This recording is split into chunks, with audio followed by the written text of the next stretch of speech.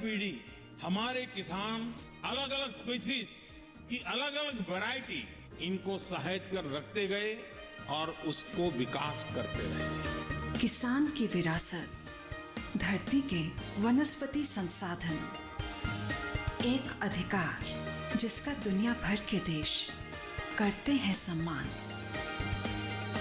आज भारत उन अधिकारों को दे रहा है नए मुकाम, ताकि और बढ़े किसानों की वंशागत किस्मों की पहचान का अभियान।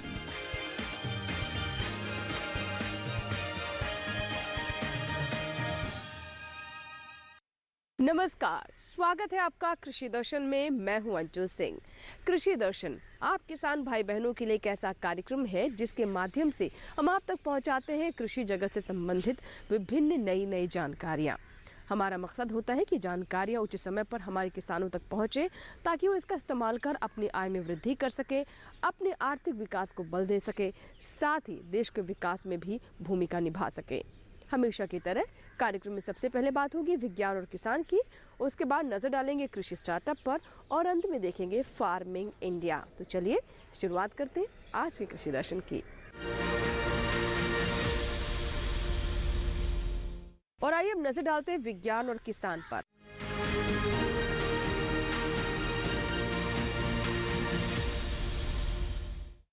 विकसित भारत संकल्प यात्रा के तहत देश भर के अनेक राज्यों के लाभार्थियों से प्रधानमंत्री श्री नरेंद्र मोदी ने वीडियो कॉन्फ्रेंसिंग के जरिए बातचीत की। आइए देखते हैं इसके बारे में।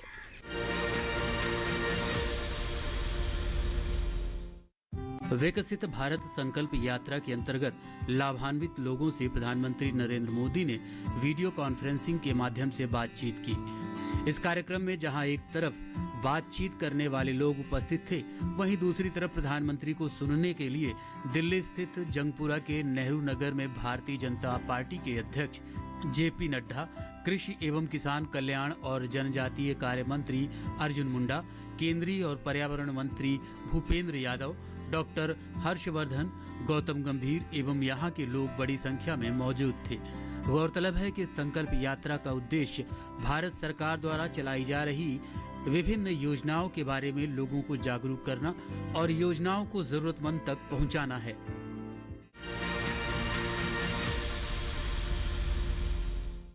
बढ़ती ठंड जिस तरीके से मनुष्यों के लिए कई स्वास्थ्य संबंधी चुनौतियां लेकर आती है, इसी तरीके से पशुओं के लिए भी कई चुनौतियां उन्हें परेशान करती हैं। ठंड में पशुओं की उत्पादकता घट जाती है और ख़ास तौर पर अगर नवजात बछड़ों की बात करें तो ठंड की वजह से उनकी मृत्यु दर भी बढ़ जाती है। इसलिए बहुत आवश्यक है कि पशुपालक विशेष बातों का ध्यान रखें, उनके आवास और उनके आहार में तब्दीलियां कर उन्हें स्वस्थ रखें। आइए जानते हैं इसके बारे में विस्तार से।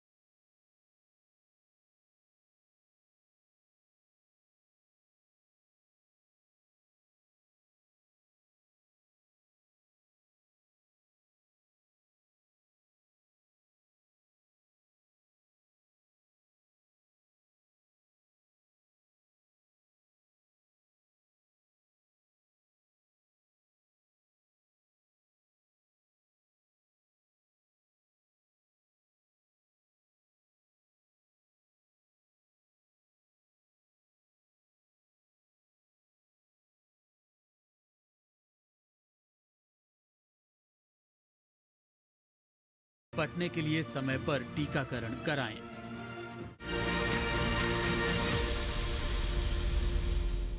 इसी के साथ ही कृषि दर्शन में यहाँ वक्त एक छोटी सी ब्रेक का। ब्रेक के बाद जब वापस आएंगे तो बात करेंगे कृषि स्टार्टअप की। कहीं मत जाइएगा, देखते रहे कृषि दर्शन।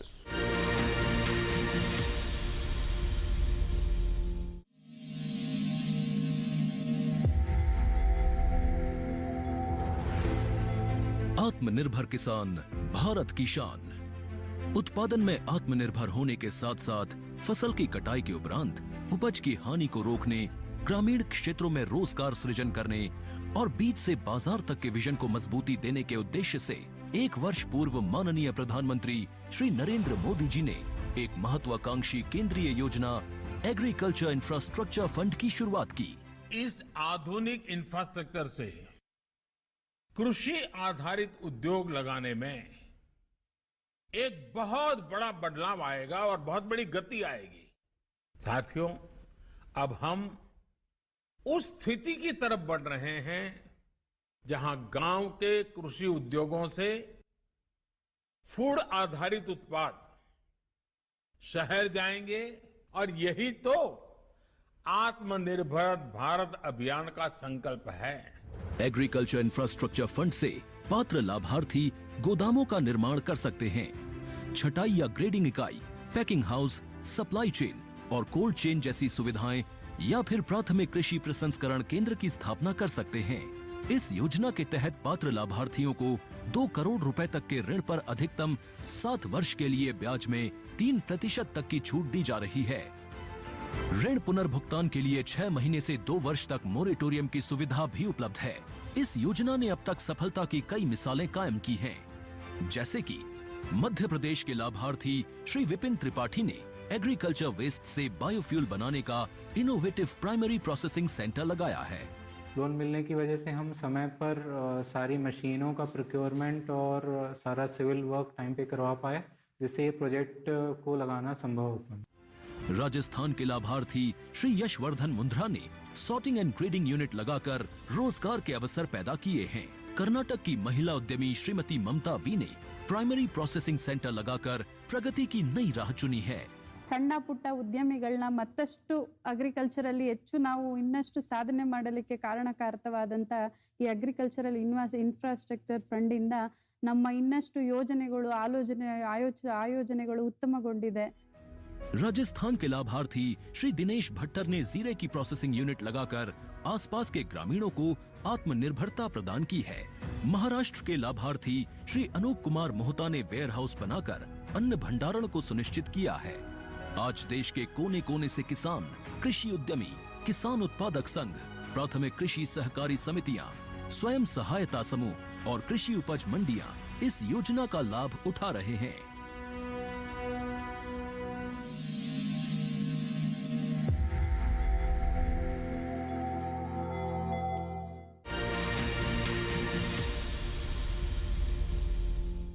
ब्रेक के बाद एक बार फिर आपका स्वागत है। अब नजर डालते हैं कृषि स्टार्टअप पर।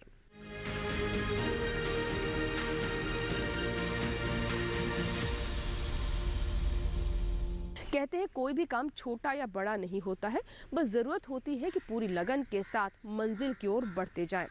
आज हम आपको लेकर चलते हैं पंजाब के अमृतसर, जहां पर एक स्वयं सहायता समूह जैविक अचार बना रहा है और उनका ये अचार काफी पसंद भी किया जा रहा है। आइए जानते हैं कि कैसे यहाँ के सफल किसान अवतार सिंह अपने इस प्रयास की वजह से जाने जा रहे हैं। इन तस्वीरों में आपको एक चूल्हा और एक कढ़ाई नजर आ रही है। दिखने में ये आम सी रसोई है, मगर इतनी भी आम नहीं है। दरअसल ये एक छोटी सी प्रसंस्करण इकाई है, जहां लहसुन का अचार तैयार हो रहा है। ये लहसुन सामान्य विधि से नहीं बल्कि जैविक तरीके से उगाया गया है, यानी इसमें कीटनाशकों का बिल्कुल भी इस्तेमाल नहीं हुआ है। ये छोटी सी प्रसंस्करण इकाई अमृतसर के जेठुआ गांव में है और इसे चलाने की जिम्मेदारी मदर रसोई नाम के एक स्वयं सहायता समूह की है। मैं आयुर्वेदिक मेडिसिन के नाल ये अपना एक सहायक धंधा अपनाया कि ਅਸੀਂ ਖੇਤੀਬਾੜੀ ਯੂਨੀਵਰਸਿਟੀ ਤੋਂ KVK ਤੋਂ ਟ੍ਰੇਨਿੰਗ ਲਈ। ਉਸ ਤੋਂ ਬਾਅਦ ਅਸੀਂ ਥੋੜਾ ਜਿਹਾ ਕੰਮ ਸਟਾਰਟ ਕੀਤਾ, ਅਚਾਰ ਬਣਾਉਣ ਦਾ ਜਾਂ ਆਪਣੀਆਂ ਚਟਨੀਆਂ ਬਣਾਉਣੀਆਂ ਸ਼ੁਰੂ ਕੀਤੀਆਂ, ਸਟਾਰਟ ਕੀਤੀਆਂ, ਜਿਹਦੇ ਵਿੱਚ ਅਸੀਂ ਹੌਲੀ ਹੌਲੀ ਬਹੁਤ ਅੱਗੇ ਤੱਕ ਲੈ ਗਏ ਹਾਂ।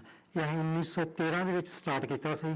ਅੱਜ ਅਸੀਂ ਕਿਉਂਕਿ ਅੱਜ ਦੀ ਤਰੀਕ ਵਿੱਚ ਪਹਿਲੀ ਗੱਲ ਤਾਂ ਇਹ ਆ ਕਿ ਪਬਲਿਕ ਨੂੰ ਜਿਹੜੀਆਂ ਹਾਈਜੀਨਿਕ ਚੀਜ਼ਾਂ ਜਾਂ ਪਿਓਰ ਚੀਜ਼ਾਂ ਜਿਹੜੀਆਂ ਸਾਡੀਆਂ ਦਾਦੀ ਮਾਂ, ਸਾਡੀਆਂ ਗ੍ਰੈਂਡ ਮਦਰਸ ਬਣਾਉਂਦੀਆਂ ਹੁੰਦੀਆਂ ਸੀ, ਉਹ ਨਹੀਂ ਮਿਲ ਰਹੀਆਂ, ਨਾ ਕੋਈ ਬਣਾਉਂਦਾ ਹੀ ਹੈ, ਕਿਉਂਕਿ ਅੱਜ ਕੱਲ੍ਹ ਸਾਰੇ ਹੀ ਲੋਕ ਜਿਹੜੇ ਆ ਬਾਜ਼ਾਰੀ ਚਾਰ ਤੇ ਬਾਜ਼ਾਰੀ ਸਮਾਨ ਤੇ ਡਿਪੈਂਡੈਂਟ ਹੋ ਗਏ ਆ।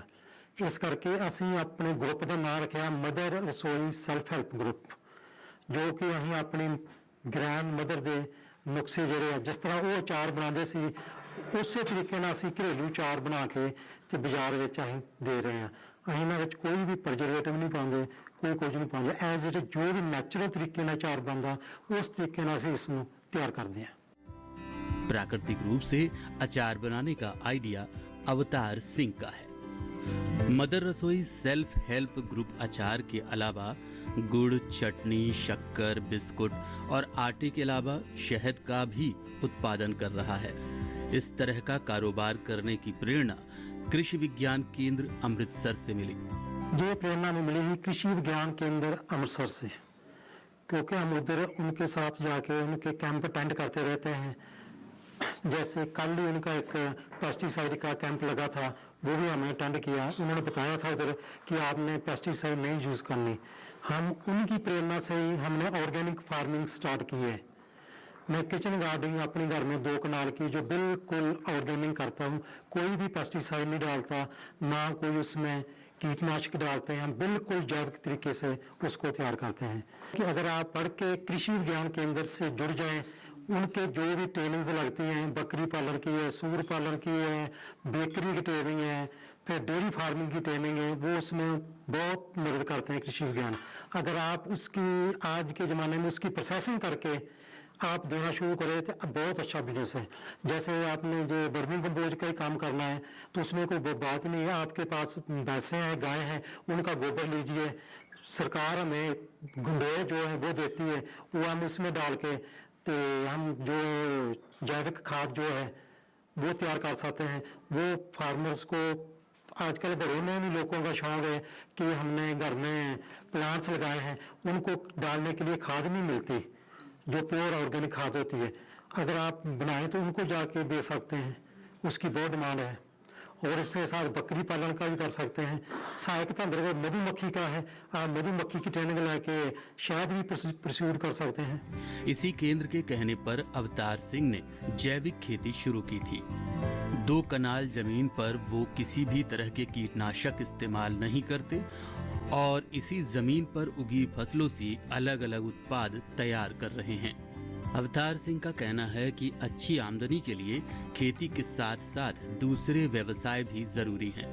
कृषि विज्ञान केंद्र इस तरह के व्यवसाय शुरू करने में काफी मदद कर रहे हैं। अवतार दूसरे किसानों को भी कृषि विज्ञान केंद्रों से जुड़ने की सलाह देते हैं। कृषि विज्ञान केंद्र से जुड़े और इनकी ट्रेनिंग लगाएं, जो उनका मन करता है, जिनमें उसकी रुचि है, बकरी पालन, सूर पालन है, जैसे पिकल्स अचार बनाने में है, चाहे बेकरी में है, लेडीज के लिए भी बहुत सारे धंधे हैं, सूट की स्टिचिंग की उनको ट्रेनिंग मिलती है, वो अपना प्रोडक्ट तैयार करके तो प्रोसेस करके सब सेल कर सकते हैं। मैं तो कहीं यही कहूँगा कि आज के युवा को अगर उनकी बाहर भी आजकल बहुत मुश्किल आ रही है, बाहर में जाके भी इतना पैसा नहीं कमाया जा रहा जितना समझ रहे हैं लोग, क्योंकि उधर भी बहुत ही मुश्किल है, बहुत मेहनत करनी पड़ती है। अगर आप कई नए फार्मर देखें युवा जो कनाडा अमेरिका से वापस आ गए, उन्होंने अपनी आके ऑर्गेनिक फार्मिंग स्टार्ट की है, किसी ने पोल्ट्री फार्म स्टार्ट किया है, किसी ने अपना डेयरी फार्मिंग स्टार्ट की है, तो उसमें बहुत सक्सेसफुल हो रहे हैं। कृषि स्टार्टअप में ये थी अवतार सिंह की कामयाबी की कहानी। फिलहाल यहाँ वक्त एक छोटे से ब्रेक का, कहीं मत जाएगा, देखते रहें कृषि दर्शन। ब्रेक के बाद बात करेंगे फार्मिंग इंडिया की।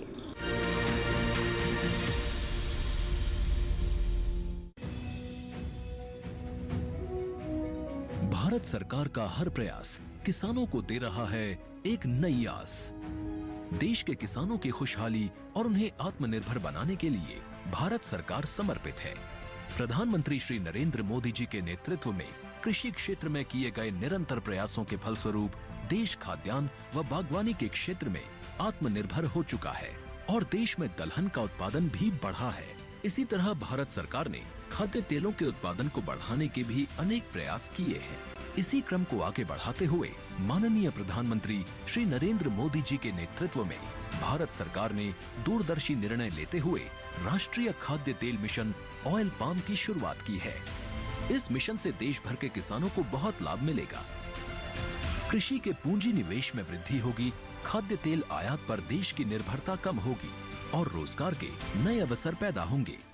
खाने के तेल में आत्मनिर्भरता के लिए अब राष्ट्रीय खाद्य तेल मिशन ऑयल पाम का संकल्प लिया गया है। इससे किसानों को तो सीधा लाभ होगा ही, गरीब और मध्यम वर्ग के परिवारों को सस्ता और अच्छी क्वालिटी का तेल भी मिलेगा। यही नहीं, ये मिशन बड़े स्तर पर रोजगार का निर्माण करेगा। इस मिशन के अंतर्गत ऑयल पाम का रकबा और पैदावार बढ़ाने पर जोर देने के लिए सरकार ने 11,000 करोड़ रुपए से अधिक की सहायता राशि निर्धारित की है। मिशन के तहत सरकार ने ऑयल पाम की खेती के लिए रोपण आदि की सहायता में बढ़ोतरी करते हुए पहले मिलने वाले 12,000 रुपए प्रति हेक्टेयर को बढ़ाकर 29,000 रुपए प्रति हेक्टेयर तक कर दिया है।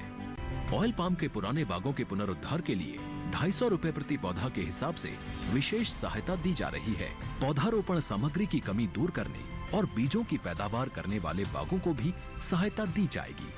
इसके तहत 15 हेक्टेयर ऑयल पाम उद्यान के लिए 80 लाख रुपए तक की सहायता राशि दी जाएगी। इसके अलावा नर्सरी विकास के लिए 40 लाख रुपए तक तय किए गए हैं। पूर्वोत्तर और अंडमान राज्यों के लिए विशेष सहायता का भी प्रावधान है। ऑयल पाम के किसान ताजे फलों के गुच्छे यानी FFB का उत्पादन करते हैं, जिनकी वर्तमान में कीमतें अंतर्राष्ट्रीय मूल्यों में उतार चढ़ाव के आधार पर तय होती हैं। पहली बार केंद्र सरकार ताजे फलों के गुच्छे की कीमत के लिए किसानों को आश्वासन दे रही है।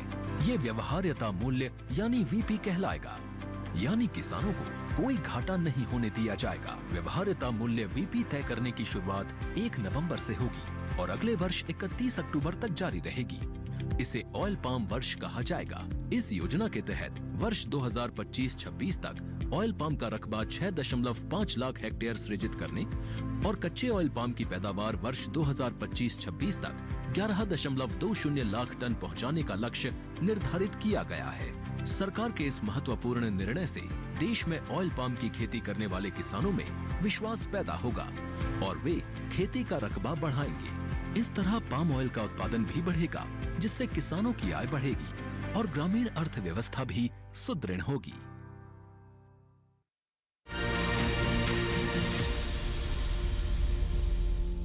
ब्रेक के बाद एक बार फिर आपका स्वागत है। आप देख रहे हैं कृषि दर्शन।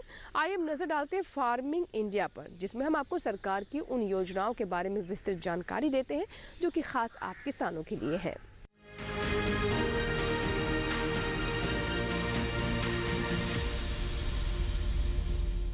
सॉइल हेल्थ कार्ड यानी मृदा स्वास्थ्य कार्ड हमारे किसानों के लिए किसी वरदान से कम नहीं है।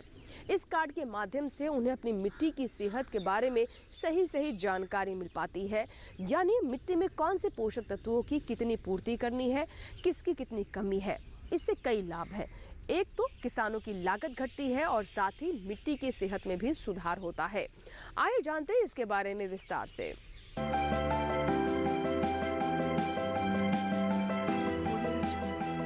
मिट्टी की कमजोर सेहत का असर फसलों की पैदावार और गुणवत्ता दोनों पर पड़ रहा है।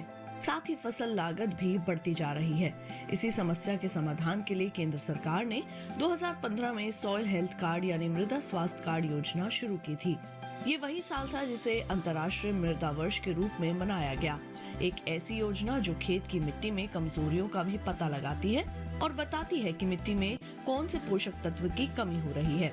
ज्यादा फसलें, उर्वरकों और कीटनाशकों का अंधाधुंध और असंतुलित इस्तेमाल मिट्टी की उपजाऊ शक्ति को लगातार कमजोर कर रहा है। जानकारी की कमी से किसान खेतों में रासायनिक उर्वरकों का इस्तेमाल कर रहे हैं, भले ही उस उर्वरक की जरूरत हो या न हो। किस खेत की मिट्टी को कौन सा तत्व चाहिए और कौन सा नहीं, ये सब जानने के लिए उसकी जांच जरूरी है। मृदा स्वास्थ्य कार्ड यही काम करता है।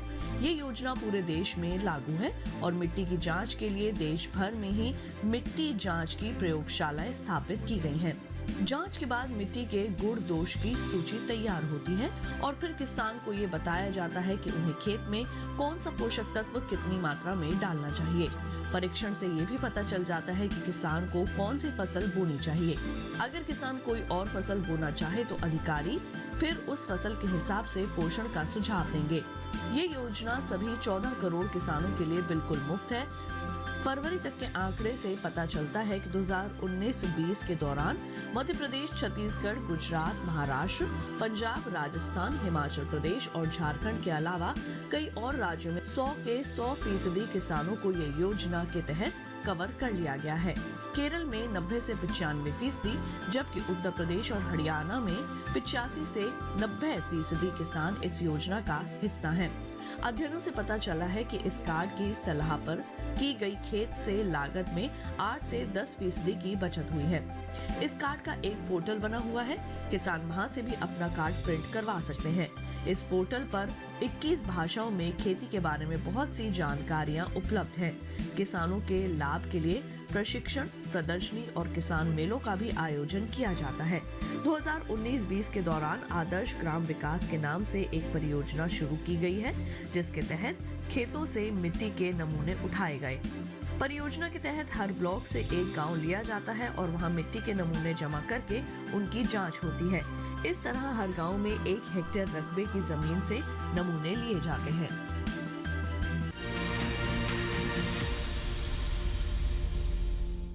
खेती किसानी के दरमियान किसानों को कई बार अच्छे बीज, उपकरण और खाद की आवश्यकता होती है और ऐसे में उन्हें ज़रूरत पड़ती है धन की। इस धन की ज़रूरत की पूर्ति के लिए पहले उन्हें साहूकारों का मुंह देखना पड़ता था और उनके मकड़ जाल में फंस कर रह जाते थे। लेकिन अब किसान क्रेडिट कार्ड ने उनकी इस समस्या का समाधान ढूंढ निकाला है। आइए जानते हैं किसान क्रेडिट कार्ड के बारे में विस्तार से।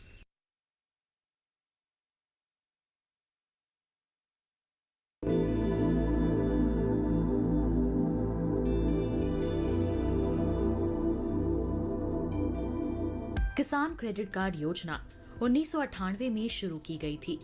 इसका उद्देश्य किसानों को कृषि गतिविधियों के लिए बिना किसी बाधा के समय पर ऋण उपलब्ध कराना था। भारत सरकार किसान क्रेडिट कार्ड के तहत किसानों को ब्याज पर 2% की आर्थिक सहायता देती है और समय पर ऋण चुकाने वाले किसानों को 3% की प्रोत्साहन छूट देती है।